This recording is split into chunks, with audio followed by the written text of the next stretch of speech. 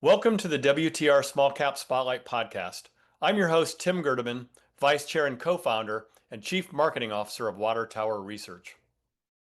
In today's special Flashcast podcast episode, I'm being joined by my healthcare equity research colleague, Robert Sassoon, to discuss how obstructive sleep apnea, or OSA market, is evolving. You can read more on this topic in Robert's recently published report on OSA, which can be accessed via www.watertowerresearch.com. Good morning, Robert. Morning to you, Tim. Good to be here with you. Robert, the severity of OSA seems to be underappreciated in the masses. Why do you think this continues to be the case? Yeah, I think the underappreciation of OSA is quite striking. The scale is staggering, and yet largely invisible. It's known as the silent killer. Anyway, an estimated 1 billion people are affected by OSA globally, including 80 million adults and 10 million children in the US alone. But for all that, 80% remain undiagnosed and 85% inadequately treated. So this is not a niche condition. It rivals diabetes in prevalence, yet it operates almost entirely below the public health radar. The comorbidity burden is vastly underestimated too.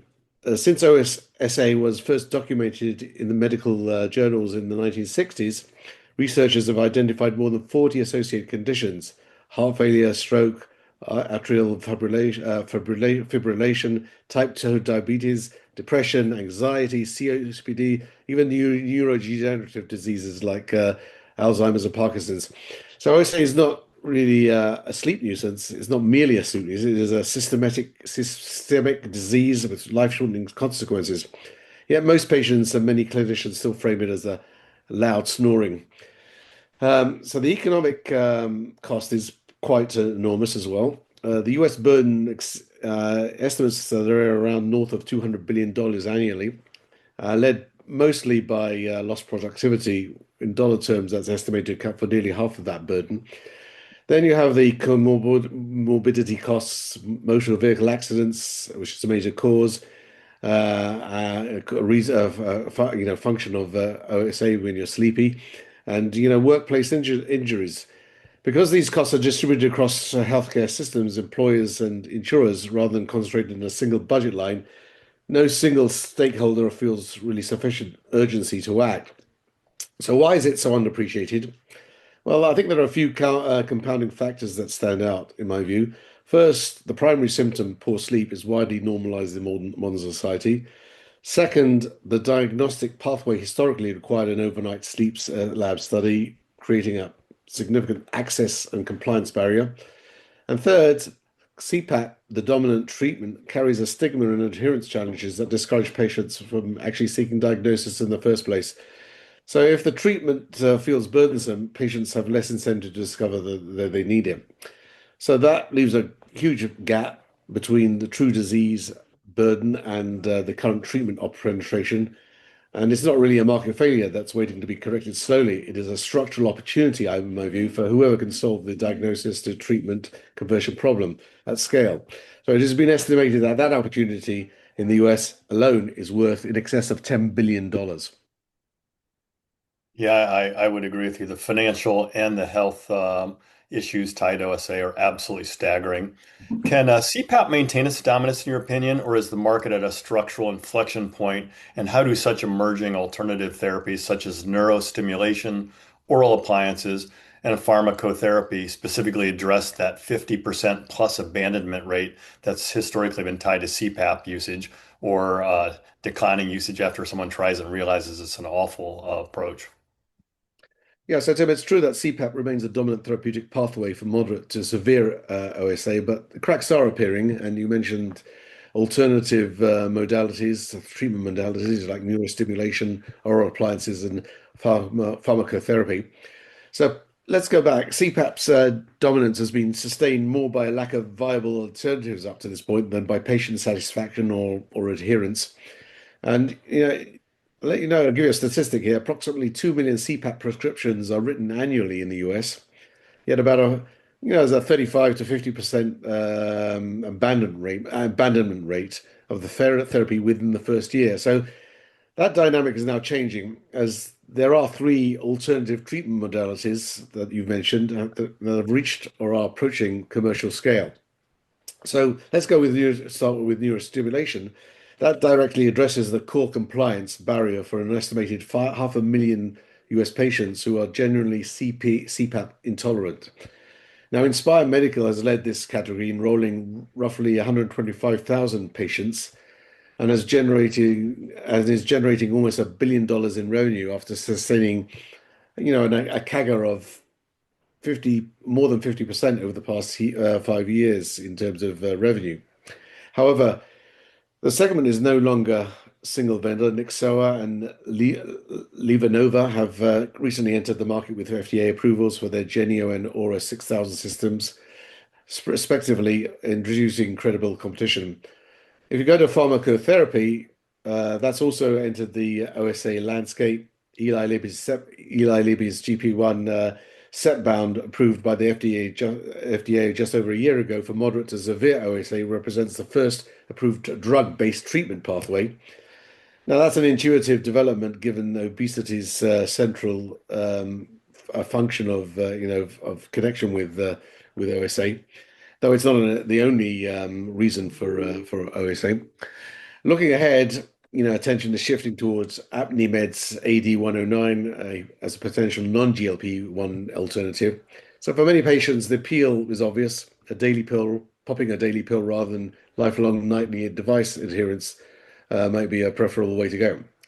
Now, traditional oral appliances have historically posed a little threat to CPAPs, given clinical efficacy largely limited those to mild to moderate disease circumstances. But Vivos Therapeutics has really materially changed that equation, with FDA clearances covering moderate to severe OSA in both adults and children, and a treatment designed to correct airway anatomy rather than manage symptoms. Vivos challenges CPAP at its core, and also other the alternative solutions that we mentioned, because it is a finite, approximately 12-month treatment course offering durable airway repositioning. It represents a fundamentally different and potentially compelling value proposition versus chronic device or drug-based therapies, particularly for newly diagnosed patients before CPAP initiation. Got it. I am curious, Robert, are GLP-1 drugs a true or genuine tailwind for device makers, or is this just a convenient narrative currently?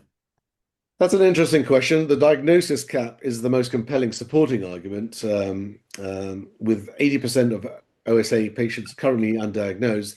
Any intervention that drives patients towards clinical attention, whether a GLP-1 subscription, a wearable flag, or a primary care conversation about weight, expands the pool of people who receive a formal OSA diagnosis. So if Zepbound brings 10 million previously, just for example, invisible patients into the healthcare system, and even a fraction of them requires a device therapy alongside or after drug treatment, the net effect on device volume could be meaningfully positive. So the flip side of the argument is that why not take the pill without the CPAP? So ResMed has argued that patients with an OSA diagnosis and prescribed GLP-1 drug are more likely to initiate PAP therapy. So all that said, it has been estimated that only 1/3 of people diagnosed with OSA are obese, which means that 2/3 are not being prescribed a GLP-1. So, that's the jury's out on that one. Got it. And then just wrapping things up, Robert, and I have to say I'm very excited to read your report later. Why is the market punishing innovation? What explains the valuation divergence between CPAP incumbents and disruptive challengers?